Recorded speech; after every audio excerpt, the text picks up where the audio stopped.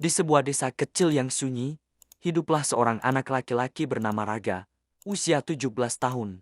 Hidupnya berubah seketika setelah kedua orang tuanya meninggal akibat kecelakaan.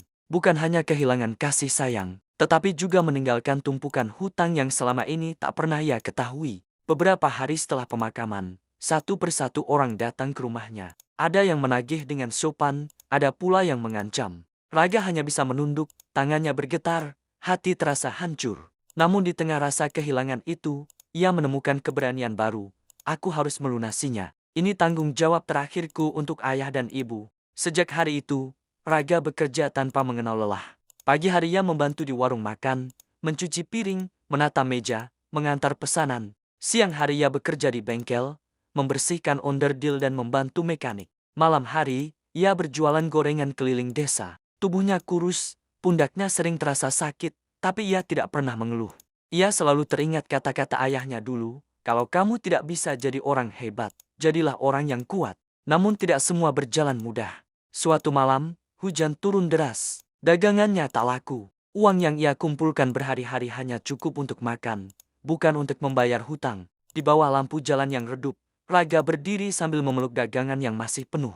Air hujan bercampur dengan air matanya. Saat itulah seorang ibu tua menghampirinya. "Kenapa kamu berdiri di sini sendirian, Nak?" Raga hanya tersenyum tipis dan berkata, "Saya nggak apa-apa, Bu."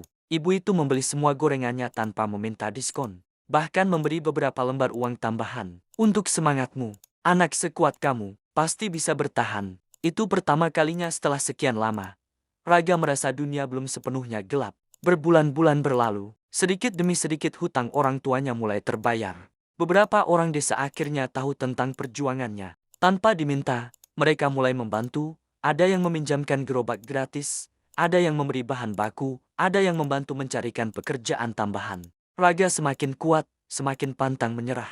3 tahun kemudian, di usia 20 tahun, untuk pertama kalinya ia berdiri di depan rumahnya sambil memegang selembar kertas bukti terakhir bahwa seluruh hutang orang tuanya telah lunas. Ia menangis, bukan karena sedih, tapi karena lega. Semua kerja keras, peluh, luka, dan air mata terbayar oleh satu hal. Ia telah menepati janji kepada kedua orang tuanya. Raga kemudian membuka usaha kecil-kecilan, mempekerjakan anak muda dari desa yang tengah kesulitan ekonomi. "Aku tahu rasanya berjuang sendirian," katanya. "Karena itu aku tidak mau orang lain merasakan hal yang sama." Dari kisah Raga, kita belajar bahwa kesulitan bukanlah akhir, tetapi awal dari kekuatan yang tidak pernah kita sadari. Tidak peduli seberapa berat beban, selama kita bergerak, menahan sakit, dan terus berusaha, selalu ada jalan, selalu ada harapan. Dan yang terpenting, perjuangan tidak pernah mengkhianati hasil. Terima kasih sudah menonton. Jika cerita ini menginspirasi kamu, jangan lupa follow dan like,